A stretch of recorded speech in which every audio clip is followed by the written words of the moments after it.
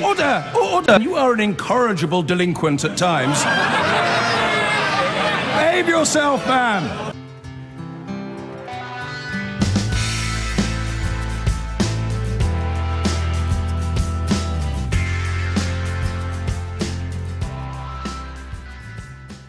This Wednesday at 3 p.m, all eyes in Westminster will be on the Home Affairs Select Committee. It's meeting to discuss the police investigation into sexual abuse allegations levelled against the late Leon Britton, a former Tory cabinet minister. The star witness is one Tom Watson, now Labour's deputy leader, who 3 years ago went public in the Commons with claims of a Westminster paedophile network that reached into Parliament and 10 Downing Street. That was in 2012, when he said there was, quote, clear intelligence of such a network. There have been, as yet, no arrests or charges. Here's Giles with more on Tom Watson. Labour's new deputy leader is a man of contradictions. He's resigned twice and yet gained higher office. The front man who works behind the scenes. Called a fixer and a bruiser, he's genuinely upset at such suggestions. Now, having carved a name as an inquisitor of the powerful and taker of political scalps, he's about to be quizzed himself amidst calls he should step down. Do you know, if you Google the name Tom Watson, you'll find a Puritan preacher, a golfer and a fighter. When it comes to the deputy leader of the Labour Party, the irony is he could be described as all of those things. Well, perhaps not the golfer. But while they know him here in West Bromwich, in his constituency, and the wider West Midlands, when it comes to the politician, do we really know who the real Tom Watson is? He started in Labour delivering internal mail, and over time his efforts delivered a junior ministerial position under Tony Blair. But in 2006 he resigned, having signed a letter calling for Blair to step down, an act some can't forgive him for. But what put him in the public spotlight was his work on the phone hacking scandal and his fierce confrontation of the Murdoch family. You must be the first mafia boss in history who didn't know he was running a criminal enterprise. Mr. Watson, please. I think that's inappropriate. Inappropriate? The irony is Tom Watson himself has a reputation for being a feared figure. One Labour MP told me he's the iron fist in the iron glove, and in the past more dangerous to any Labour MP than any member of any other party. His friends, however, say he will clear up messes and fix problems. He is a guy that can do a deal, definitely. But that's very different from being a bruiser in some kind of cartoon, kind of quasi-political mafioso. I mean, that's the stuff that at which he will look askance, because it's just, I mean, not like that. He's not like that. However, in 2012, Tom Watson publicly signalled he had a darker and tougher challenge for the establishment. I want to ensure that the Metropolitan Police secure the evidence, re-examine it, and investigate clear intelligence suggesting a powerful paedophile network linked to Parliament and Number 10. Today, Tom Watson is a figurehead of those wanting allegations of historical child abuse, sometimes aimed at the highest level, to be exposed and examined. But some say that in demanding police and prosecutors investigate allegations against former Home Secretary Leon Britton, he overstepped the mark. Watson pressed the Crown Prosecution Service to examine a range of allegations against the Conservative peer, including the alleged rape of a woman. That case has been dropped, a fact Britton was not made aware of before his death in January. When are you going to apologise directly to his family? I think we've got a Home Affairs Select Committee to discuss that. One of those on that select committee says Tom Watson's good work was with him and others getting the Goddard inquiry into such cases finally underway. But now he's gone too far. Tom has rather set himself up as judge, jury and executioner over individual cases. No charges were ever brought about the people that have been named by Tom, and now he's made to look rather silly. And what I'm really concerned about is it undermines the credibility of those of us who've campaigned for this inquiry into child sexual abuse and for society as a whole to take this really seriously. It's really important that he should not apologise for passing on evidence, testimony from alleged victims, multiple serial alleged victims from completely different sources of sexual abuse to the police. It is really important that people who do that don't apologise for it. And even if the police don't prosecute every case, it nevertheless remains important. The fundamental principle is that victims should be believed. Tom Watson's never been so secure within his own party. Outside it, there is now, however, a distinct appetite to ask him the kind of awkward questions he himself has long had a reputation for asking.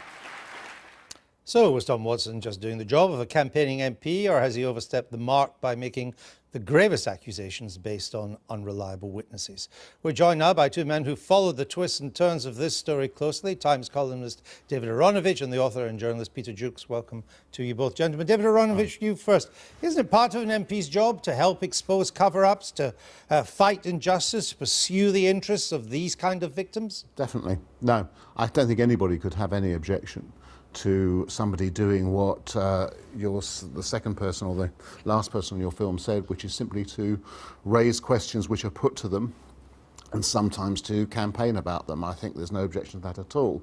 I think the problem is that back in November 2012, Tom Watson, based on some intelligence that he thought he had, made a statement that went far beyond what the intelligence would suggest to him, was then insufficiently sceptical about some of the people who came to him later. I don't mean that he should have disbelieved them, but I think that there was a stance virtually of automatic belief, and ended up leaning very significantly on the DPP and the Metropolitan Police in order to try and carry out a kind of degree of investigation, including the interview of Lord Britton, at a time when I think it should have been relatively clear, and it was becoming relatively clear to the police, that there was no chance of a prosecution, there wasn't a significant case. So I think what he's guilty of is significant overclaiming and then throwing his weight around.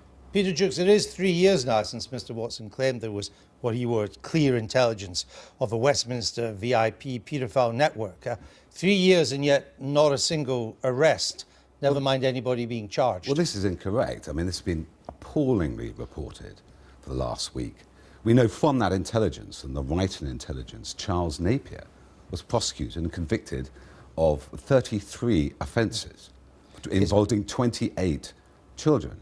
And yes, I understand that, but that's not part of this isn't, he claimed a paedophile network that reached into Downing Street and Parliament. But that came as a direct result of Tom's intervention. But it's not part of that VIP network. No, but he was a significant person. Investigations are underway. Not all these allegations are going to prove to be true. This has to come prove to be true. No, exactly. Tom was raising things that should be investigated by police, should go through the test of a police investigation, and then to the courts and the criminal justice system. Now, this has also been reported, as we now know, for the last week, we've been told Tom Watson initiated the rape interview. He didn't. That was initiated by the complainant, and then the police were reviewing it for a month before this letter Tom Watson sent to the CPS, they didn't even read. So that's why it looks to me like a hit job. Peter, in this last instance, I think you should get that. You're absolutely right that Napier and some other people were caught up in a scoping exercise which owes something to the fact that Tom Watson raised this in Parliament.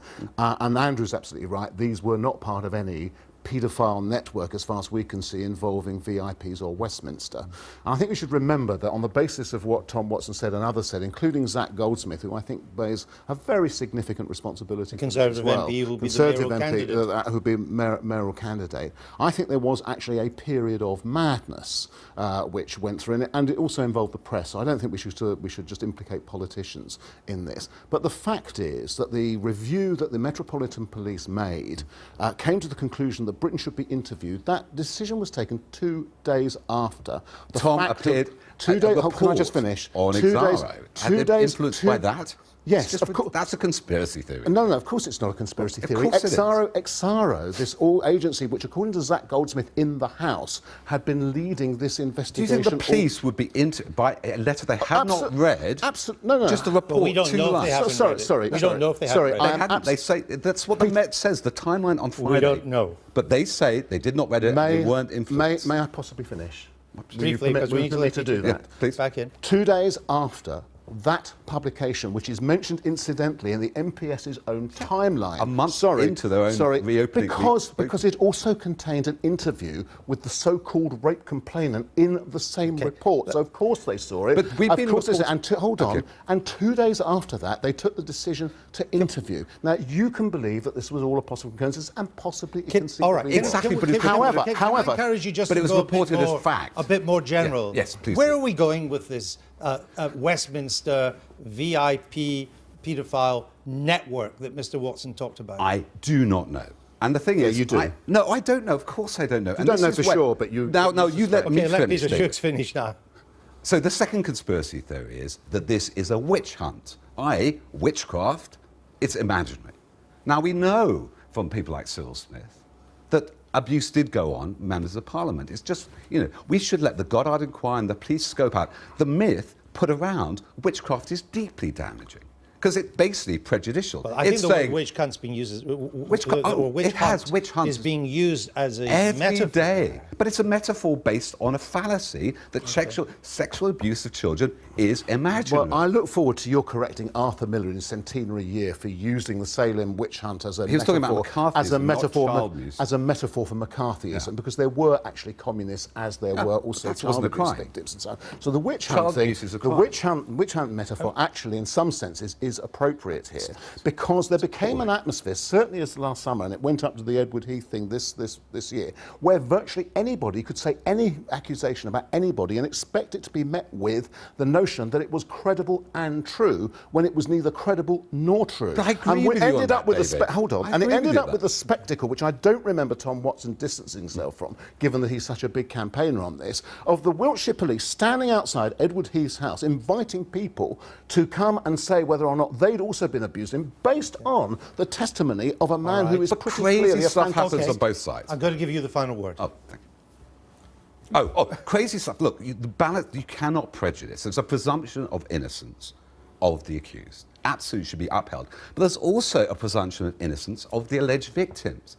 That you're saying they're confabulating them maliciously, concocting these. We know from child abuse statistics, very few false accusations, less than 10%, and most child abuse is not reported. So the witch hunt is the wrong analogy. I'm sorry, that has nothing to do with whether or not these are false accusations. I'm sorry, I took your last word away from you. Have another one. No, we've run out of time. I'll leave it there. Thank you much for both of you. If you tolerate this, then your children